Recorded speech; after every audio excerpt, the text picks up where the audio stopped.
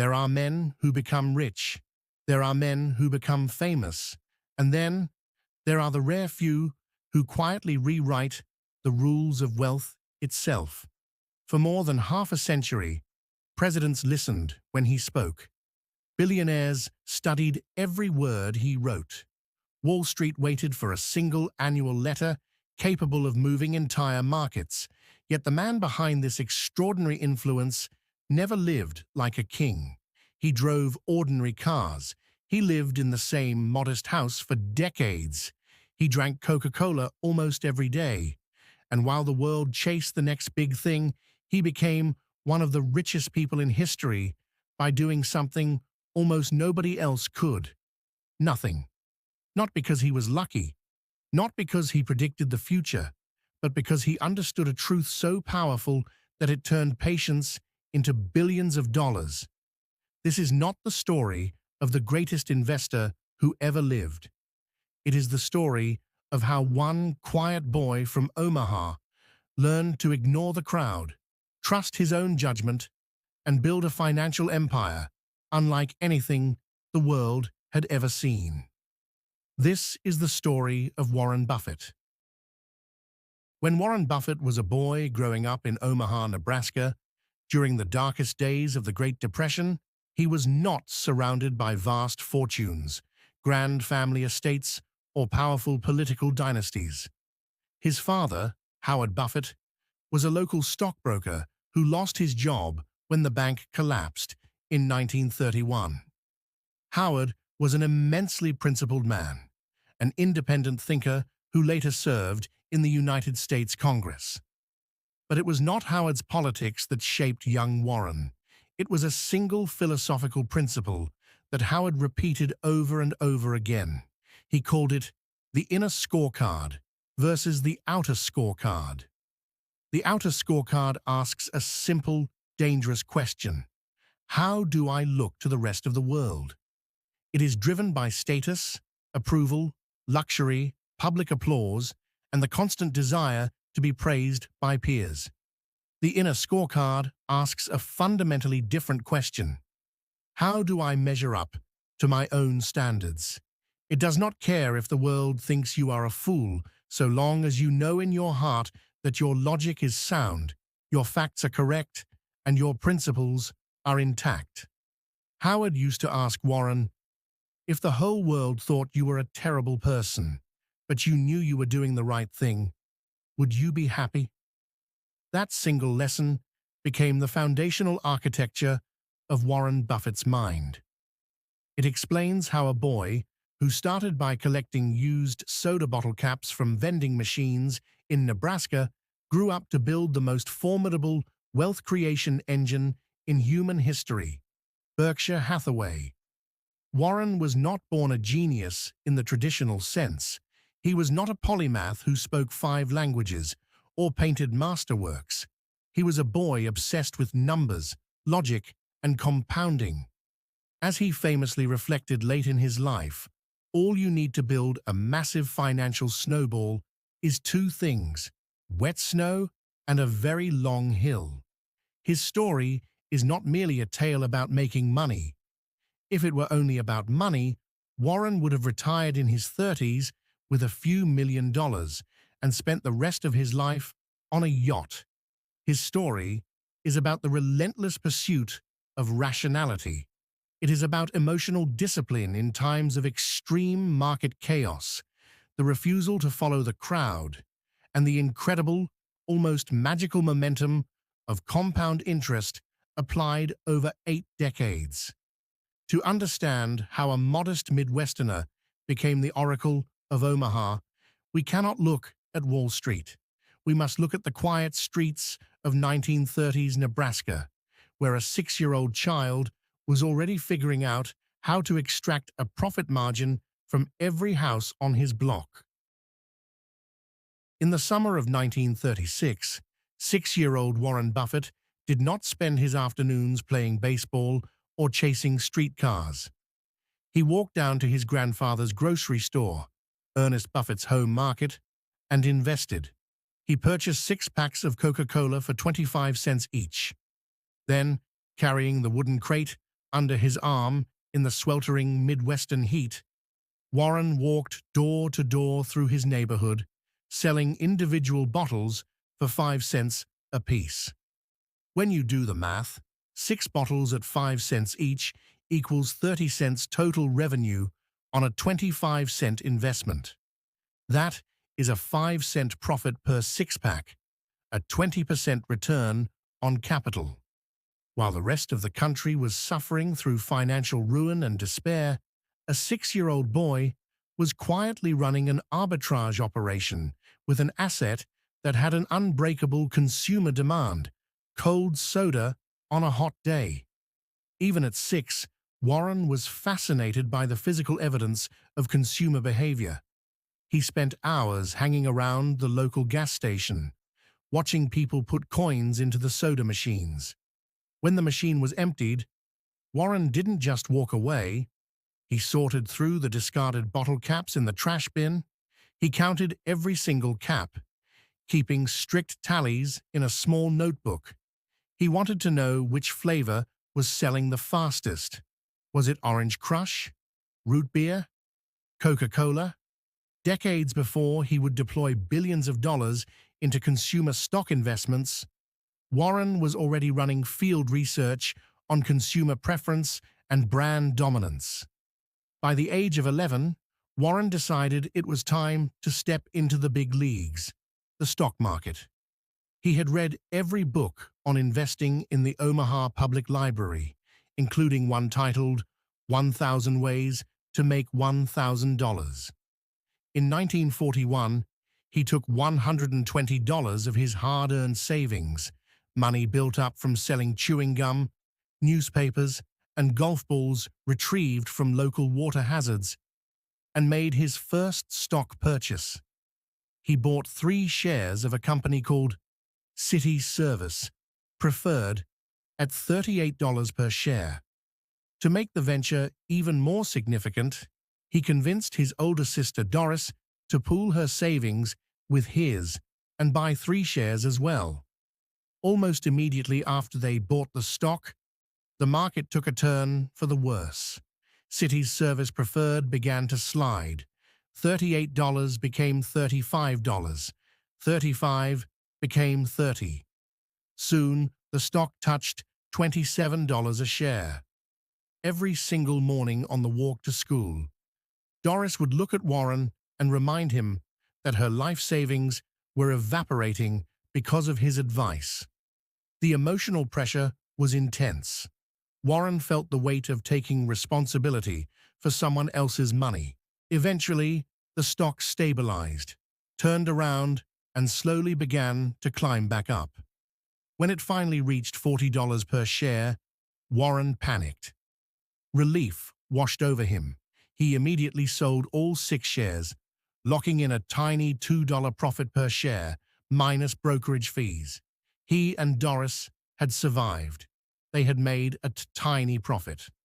Then the market did what the market so often does to impatient investors. Within a matter of months, City's Service Preferred took off like a rocket, climbing past 50, 100, and eventually topping out at over $200 per share. Had Warren held on to those 3 shares just a little bit longer, he would have made a life-changing amount of money for a child in the 1940s. That mistake became his ultimate masterclass. Sitting in his bedroom in Omaha, Warren wrote down 3 core lessons that would guide every transaction he made for the next 80 years. First, never fixate on the price you paid for an asset. The market does not know what you paid, and it does not care. Second, never greedily grab small, short-term gains at the expense of massive long-term compound growth.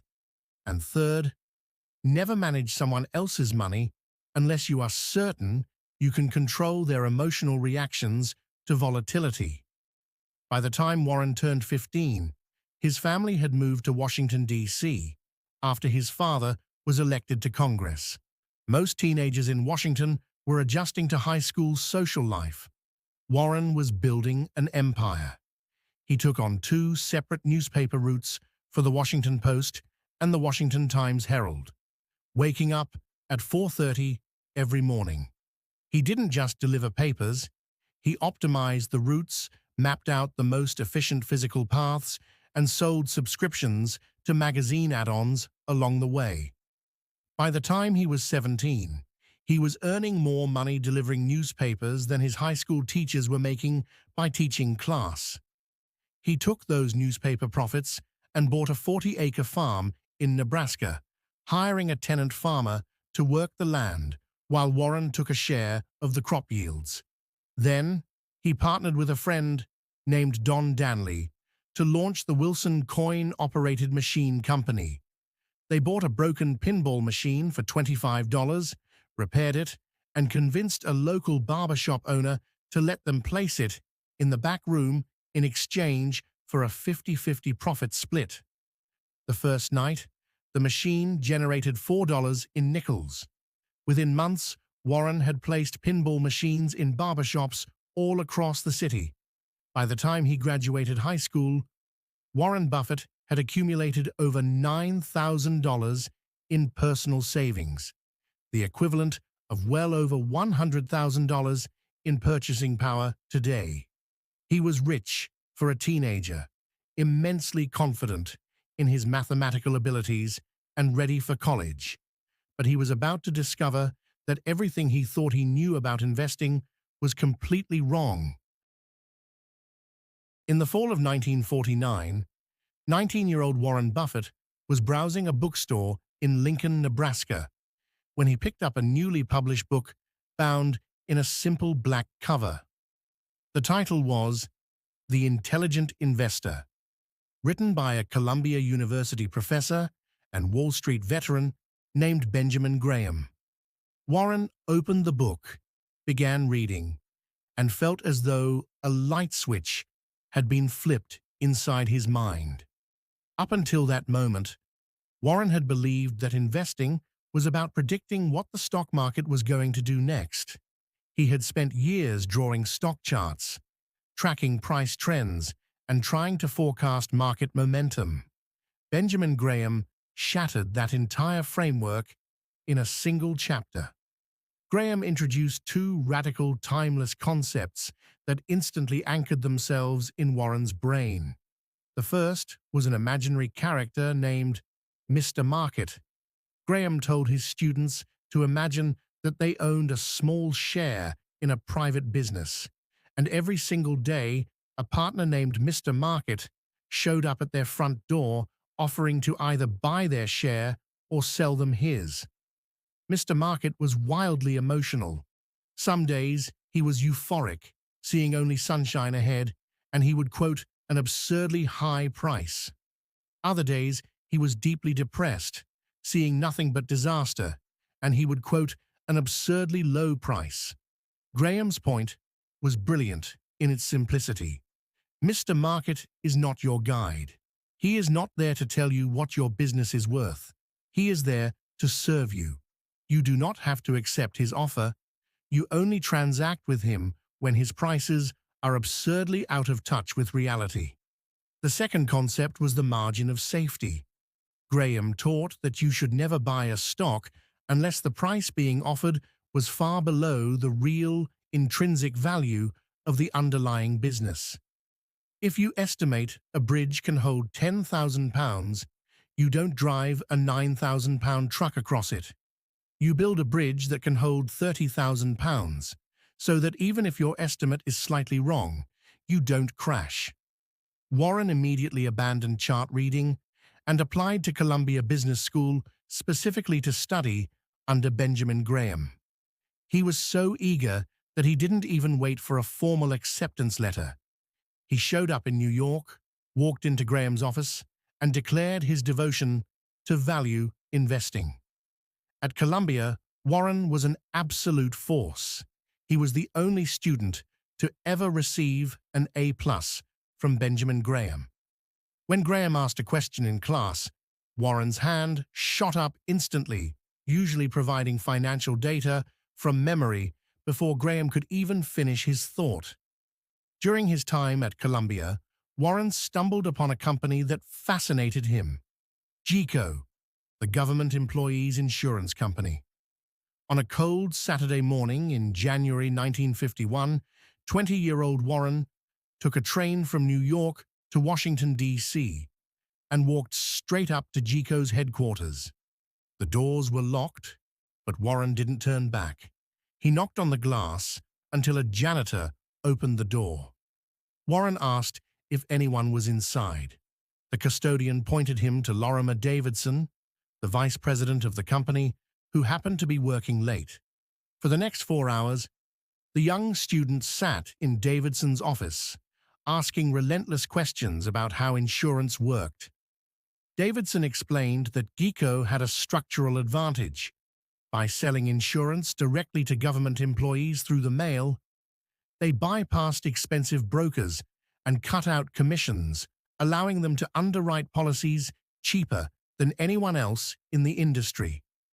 Warren was so enthralled that he returned to New York, poured more than half of his entire net worth, over $10,000, into GEICO stock, and became an evangelist for the business. When Warren graduated, he begged Ben Graham for a job at his Wall Street investment firm, Graham Newman. Graham initially turned him down. Graham preferred to hire Jewish analysts who faced discrimination on Wall Street, and he told Warren that Wall Street wasn't the right place for a kid from Nebraska. Warren returned to Omaha, taking a job at his father's brokerage firm, but he kept sending investment ideas to Graham every few weeks. Finally, in 1954, Graham relented and offered Warren a seat at his firm. Working for Graham exposed Warren to the extreme form of value investing known as cigarette butt investing.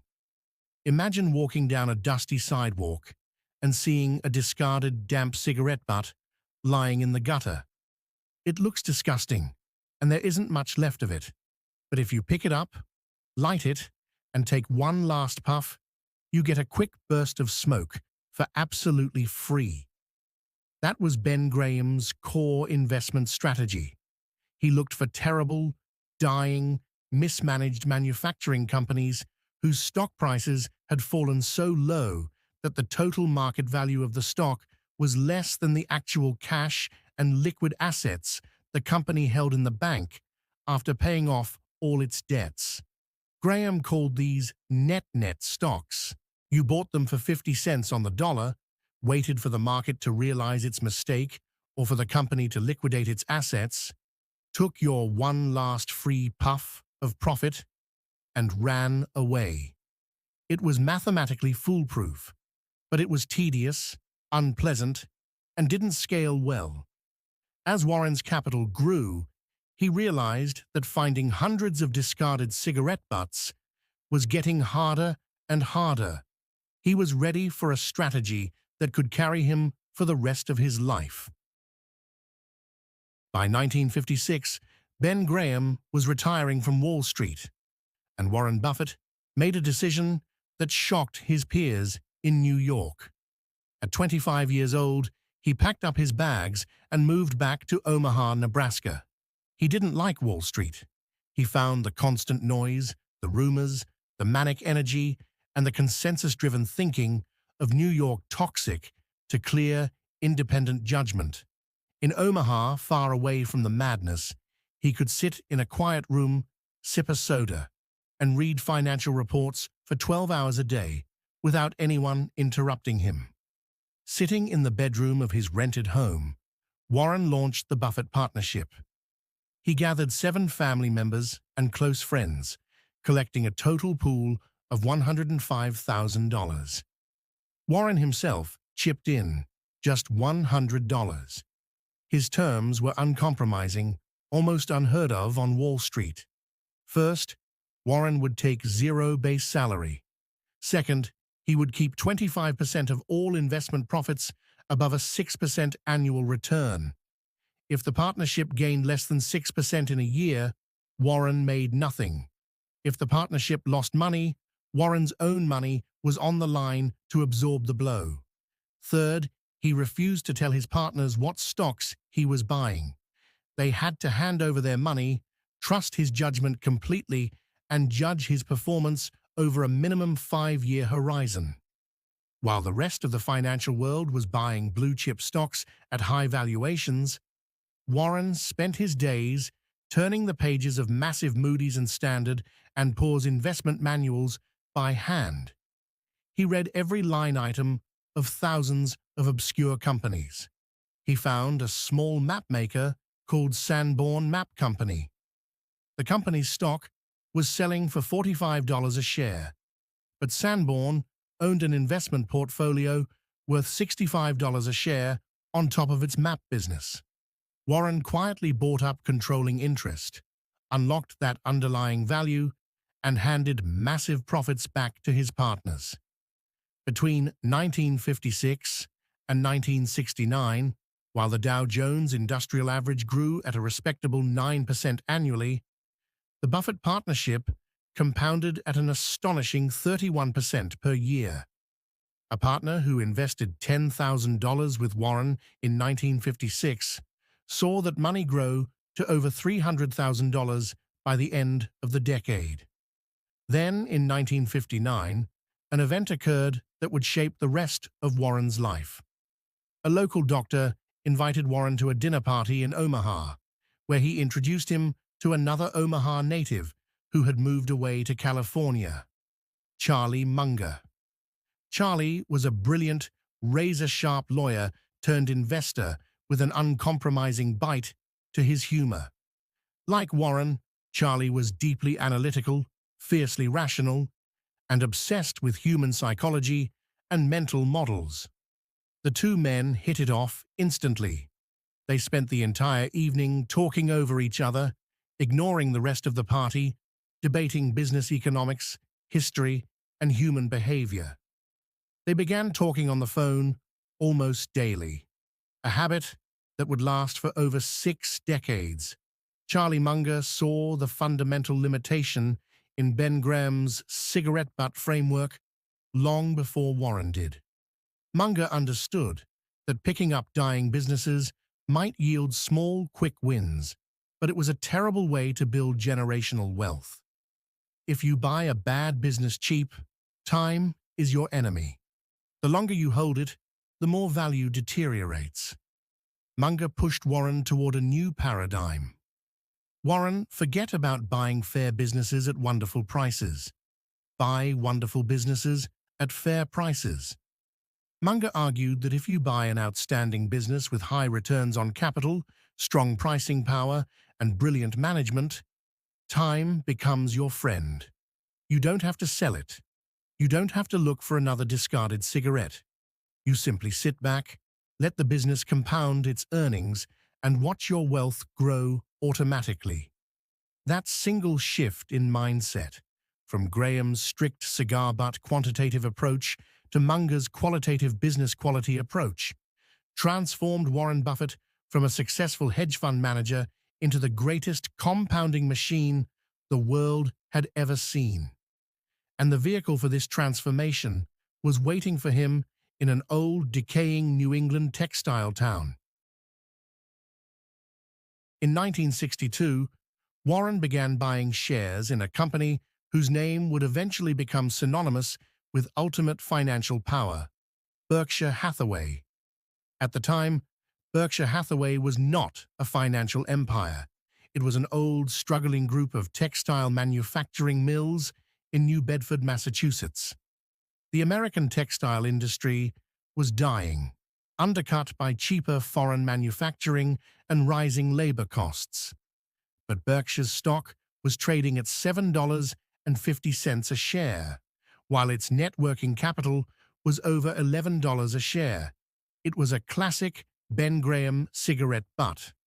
Warren bought a large stake in the company, expecting that as management closed down unprofitable mills, they would use the cash to buy back stock, giving him a quick, profitable exit. In 1964, the head of Berkshire Hathaway, Seabury Stanton, met with Warren and verbally agreed to buy back Warren's shares for $11 and 37.5 cents per share. Warren was ready to shake hands and walk away. A few weeks later, the formal tender offer arrived in the mail. Warren opened the envelope and looked at the number. Stanton had listed the buyout price at $11.25. He had undercut the agreed price by 12.5 cents a share, a tiny fraction of a cent. Warren was furious. His emotional reaction was immediate, and as he later admitted, deeply foolish. Instead of selling his shares and walking away, Warren began buying every single share of Berkshire Hathaway he could get his hands on. He bought so much stock that he seized controlling ownership of the entire company, marched into the boardroom, and fired Seabury Stanton. He had won the fight, but his prize was ownership of a dying textile manufacturer in a terminally ill industry. For years, Warren tried to keep the mills running, pouring capital into equipment that never generated a real return. It was the single worst deal of his career, a multi-million-dollar anchor tied around his neck. Realizing that textiles were a dead end, Warren made a pivot that transformed Berkshire Hathaway forever. He decided to stop reinvesting cash back into the textile machinery. Instead, he treated the cash generated by the mills as a pipeline of capital to buy entirely different, highly profitable businesses. In 1967, Warren took $8.5 million from Berkshire's accounts and purchased a local Omaha insurance company called National Indemnity, founded by his friend Jack Ringwalt. This was the masterstroke. Insurance companies collect premiums up front from policyholders, but they don't pay out claims until months or years later. In the interim, the insurance company sits on a massive pool of cash called float. Traditional insurance companies were conservative. They held their float in low-yielding, safe government bonds. But Warren realized he could use this float to buy high-return equity stocks and whole operating companies, effectively using other people's money to finance his investment empire for free. By 1969, Warren saw that the overall stock market was becoming wildly overvalued and speculative. He couldn't find a single bargain that met his strict standards. True to his inner scorecard, he didn't lower his standards to stay in the game. He dissolved the Buffett partnership, returned all the capital to his partners, and kept his personal wealth anchored in a single vehicle, Berkshire Hathaway. The textile mills were eventually shut down for good in 1985, but the shell company survived, fueled by insurance float and transformed into an unstoppable investment holding engine.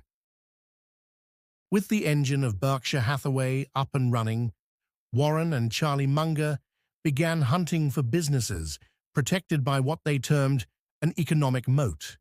Imagine a medieval castle sitting on a hill. Inside the castle is a treasure trove of profits. Surrounding the castle is a deep moat filled with water. The castle is the business. The moat is its competitive advantage. The wider and deeper the moat, the harder it is for rival knights, competitors, to cross over, invade the castle, and steal the profits. Some companies build moats through low-cost production. Others build them through switching costs, where changing to a rival product is too difficult or expensive for the customer. But the greatest moats of all are built on brand power and consumer habit. In 1972, Warren and Charlie purchased See's Candies, a California-based maker of box chocolates, for $25 million. See's was a revelation. It didn't have massive manufacturing plants, and it didn't require heavy capital investment to grow. But it had something far more valuable: emotional real estate in the minds of its customers. On Valentine's Day and Christmas, people didn't buy See's Candies because it was cheap. They bought it because they didn't want to risk disappointing their spouses with a bargain chocolate. See's possessed absolute pricing power. Every single year, Warren raised the price of See's boxed chocolates, and every year, sales kept going up. See's candies cost Berkshire $25 million to buy, but over the next several decades, it generated over $2 billion in pre-tax cash flows, cash that Warren poured into new acquisitions. Next came the Washington Post in 1973. The stock market was collapsing, and fear was everywhere. Wall Street was dumping media stocks, valuing the entire Washington Post company at just $80 million. Warren knew that the paper's physical assets, its brand, and its local newspaper monopoly were worth at least $400 million. He stepped into the panic, bought a massive stake, and held on through political scandals and economic recessions, eventually turning a $10 million investment into more than $2 billion. Then, in the autumn of 1988, Warren made the iconic investment of his life. He began buying shares of the Coca-Cola Company. Following the Black Monday stock market crash of 1987, the market was skittish. Wall Street looked at Coca-Cola as a dull, mature, slow-growth beverage manufacturer. But Warren saw something completely different. He saw a product consumed more than 1 billion times a day across every corner of the planet. He saw a syrup that cost virtually nothing to produce, sold in bottles that consumers loved, backed by a century of marketing and global distribution channels that no competitor on Earth could ever replicate. Over the next few years, Berkshire Hathaway poured $1.3 billion into Coca-Cola stock, acquiring 7% of the entire company. Wall Street critics claimed Warren was overpaying for a legacy brand, but Warren held on. Year after year, Coca-Cola expanded into new international markets, selling billions of cases of soda and raising its dividend every single spring. Today, the annual dividend check that Berkshire receives from Coca-Cola is larger than the entire initial purchase price Warren paid for the stock in the first place. He sits back, drinks his daily cherry Coke, and collects hundreds of millions of dollars in passive income every single year from that single decision. The snowball was rolling down a steep hill, gaining size and speed that no one could stop. In the late 1990s, the financial world went insane. The rise of the internet birthed the dot-com bubble. Tech companies with no profits, no products, and zero revenue were going public and seeing their valuations skyrocket by thousands of percent in a single week. Wall Street analysts, financial commentators, and younger hedge fund managers mocked Warren Buffett. They called him an old relic who had lost his touch, claiming the rules of economics had changed forever and that his value investing framework was dead. Warren refused to budge. He stayed strictly inside his circle of competence. He admitted openly that he didn't understand technology, that he couldn't predict which internet startups would survive, and that he refused to invest in businesses whose future cash flows he could not accurately calculate. In 1999, at the Allen & Company Sun Valley Conference, an elite gathering of tech moguls and media titans, Warren delivered a speech warning the room that the tech boom was a massive speculative bubble destined to end in tears. The audience reacted with polite applause, but behind his back, many whispered that the Oracle of Omaha was past his prime. A few months later, the dot-com bubble burst. Trillions of dollars in paper wealth evaporated into thin air. High-flying tech startups went bankrupt overnight, and investors who had followed the crowd lost their life savings. Berkshire Hathaway stood strong, completely unscathed, sitting on billions of dollars in ready cash while everyone else was picking up the pieces. 8 years later, in 2008, A much larger storm hit the global economy, the Great Financial Crisis. The subprime mortgage meltdown triggered a liquidity freeze that brought global banks to their knees. Wall Street icons like Lehman Brothers disappeared overnight, credit markets seized up, and panic paralyzed the global economy. While the world was terrified, Warren Buffett did what he had spent a lifetime preparing to do. He stepped into the fire. He wrote an op-ed for the New York Times titled, "Buy American I Am." In it, he laid out his golden rule: be fearful when others are greedy, and be greedy when others are fearful. Major American corporations were running out of cash and facing bankruptcy. Bank of America, Goldman Sachs, General Electric, and Dow Chemical all turned to one man for survival: Warren Buffett. Warren acted as America's private capital fortress. He injected billions of dollars into these institutions on terms that were outrageously favorable to Berkshire Hathaway. He demanded high preferred dividends, often 8 to 10%, along with equity warrants that gave Berkshire the right to buy shares at rock-bottom prices when the market eventually recovered. When the dust settled and confidence returned to the global financial system, Berkshire emerged from the 2008 crisis billions of dollars richer, proving once again that emotional discipline, cash reserves, and patience are the ultimate weapons in capitalism. Today, Berkshire Hathaway is a multi-billion-dollar conglomerate owning dozens of major operating companies, from B&S, F Railway, and GEICO to Duracell and Dairy Queen, alongside massive stock holdings in tech and financial leaders like Apple and American Express. Yet, if you drive down Farnham Street in Omaha, Nebraska, you won't find a flashy corporate skyscraper surrounded by bodyguards. You will find a modest 5-bedroom home that Warren Buffett bought in 1958 for $31,000. He still lives there today. He still drives his own car to work, stops by the McDonald's drive-thru for a breakfast sandwich, and spends 80% of his workday sitting in a quiet office, reading financial reports and books. Warren Buffett did not build his fortune through high-frequency trading algorithms, complex financial instruments, or taking massive risks. He built it through the power of compounding, not just the compounding of money, but the compounding of knowledge, relationships, and trust. His life leaves us with 5 core principles that apply to wealth, business, and human life.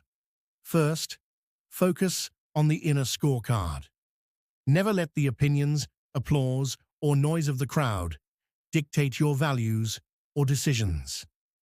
Second, stay within your circle of competence. Know what you know and be honest about what you don't know. The size of your circle isn't what matters. Staying inside the boundary is everything.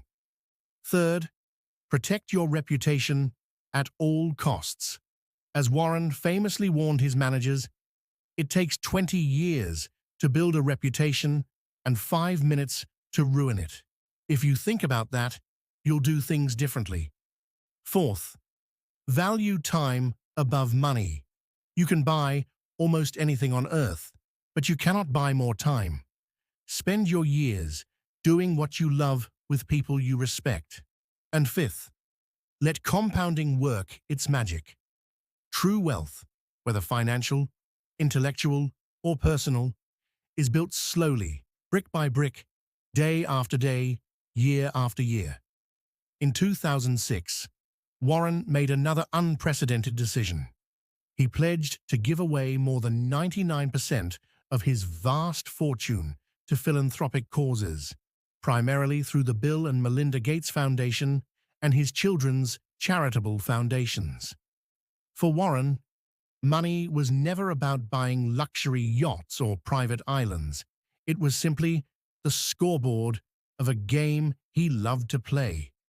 The story of Warren Buffett is a reminder that you don't need to be born rich, follow the crowd, or make thousands of brilliant decisions to achieve extraordinary success. You only need a few sound principles, the discipline to stick to them when the world goes crazy, and the patience to let your snowball keep rolling down the hill.